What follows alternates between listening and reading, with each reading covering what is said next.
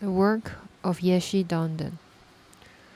All the above aspects of preparation, coning in, and waiting for the mandala are exemplified in the following description of the work of a Tibetan physician, Yeshi Donden, which comes from Richard Selzer's book, Mortal Lessons. A gifted surgeon, Selzer admits to writing his book between 1 and 3 in the morning. It was the only quiet time in his world. He wonders if the reader can tell. I think not. On the bulletin board in the front hall of the hospital where I work, there appeared an announcement. Yeshi Donden, it read, will make rounds at 6 o'clock on the morning of June 10th. The particulars were then given, followed by a notation. Yeshi Donden is personal physician to the Dalai Lama. I am not so leathery a skeptic that I would knowingly ignore an emissary from the gods. Not only might such sang-froid be inimical to one's earthly well-being, it could take care of eternity as well. Thus, on the morning of June 10th, I joined the clutch of whitecoats waiting in a small conference room adjacent to the ward selected for the round. The air was heavy with ill-concealed dubiety and suspicion of bamboozlement. At precisely 6 o'clock, he materializes, a short, burly man dressed in a sleeveless robe of saffron and maroon. His scalp is shaven, and the only visible hair is a scanty black line above each hooded eye.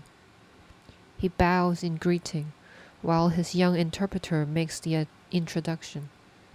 Yeshi Donden, we are told, will examine a patient selected by a member of the staff. The diagnosis is as unknown to Yeshi Donden as it is to us. The examination of the patient will take place in our presence, after which we will reconvene in the conference room where Yeshi Donden will discuss the case. We are further informed that for the past 2 hours, Yeshi Donden has purified himself by bathing, fasting, and prayer. I have breakfasted as well, performed only the most desultory of ablutions, and given no thought at all to my soul, glanced furtively at my fellows.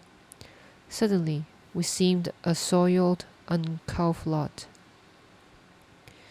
The patient had been awakened early, and told that she was to be examined by a foreign doctor, and had been asked to produce a fresh specimen of urine, so when we enter her room, the woman shows no surprise.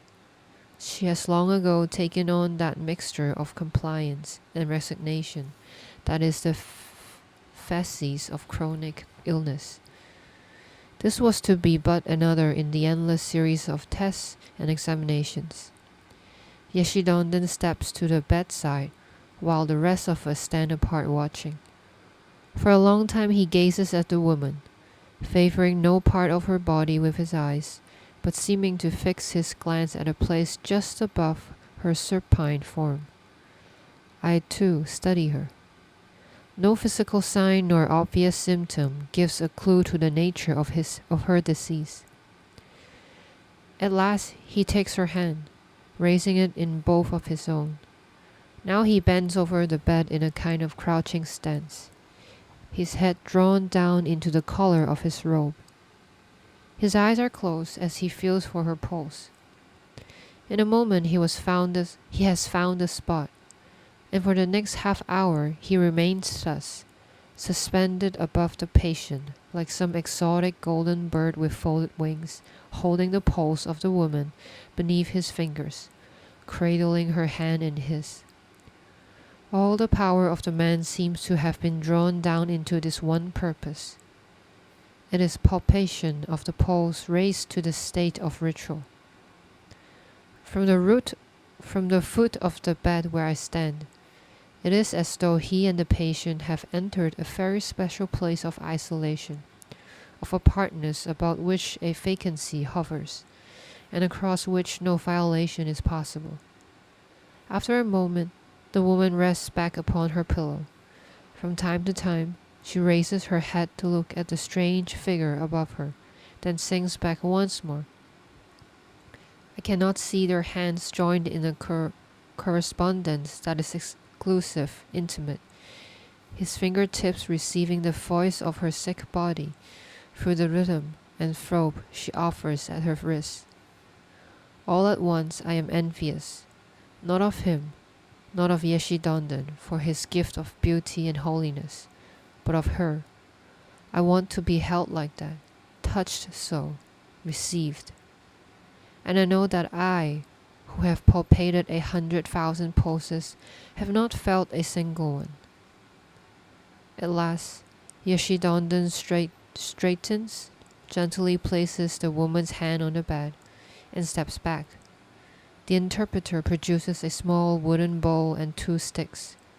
Yeshi Donden pours a portion of the urine specimen into the bowl, and proceeds to whip the liquid with the 2 sticks.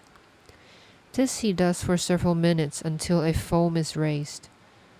Then bowing above the bowl, he inhales the odor 3 times. He sets down the bowl and turns to leave. All this while, he has not uttered a single word. As he nears the door, the woman raises her head and calls out to him in a voice at once urgent and serene. "Thank you, doctor," she says, and touches with her other hand the place he had held on her wrist, as though to recapture something that had visited there. Yeshi Donden turns back for a moment to gaze at her, then steps into the corridor.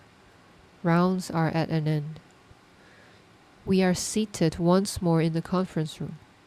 Yeshi Donden speaks now for the first time in soft Tibetan sounds that I have never heard before.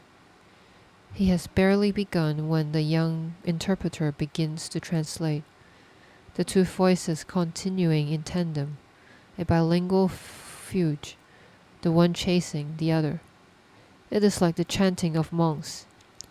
He speaks of winds coursing through the body of the woman, currents that break against barriers, eddying.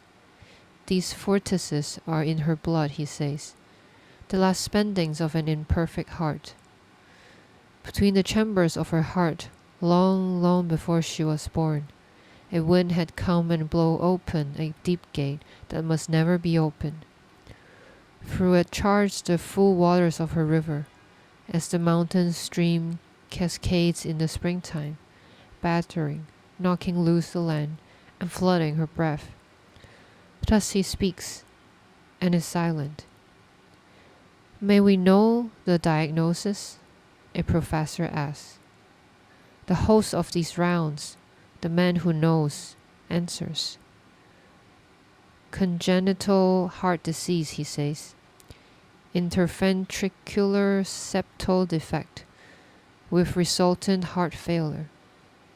A gateway in the heart, I think, that must not be opened. Through it charge the full waters that flood her breath. So, here is the doctor listening to the sounds of the body to which the rest of us are deaf. He is more than doctor. He is priest.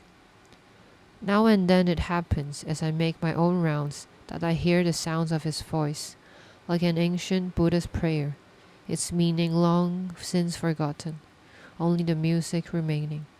Then a jubilation possesses me, and I feel myself touched by something divine.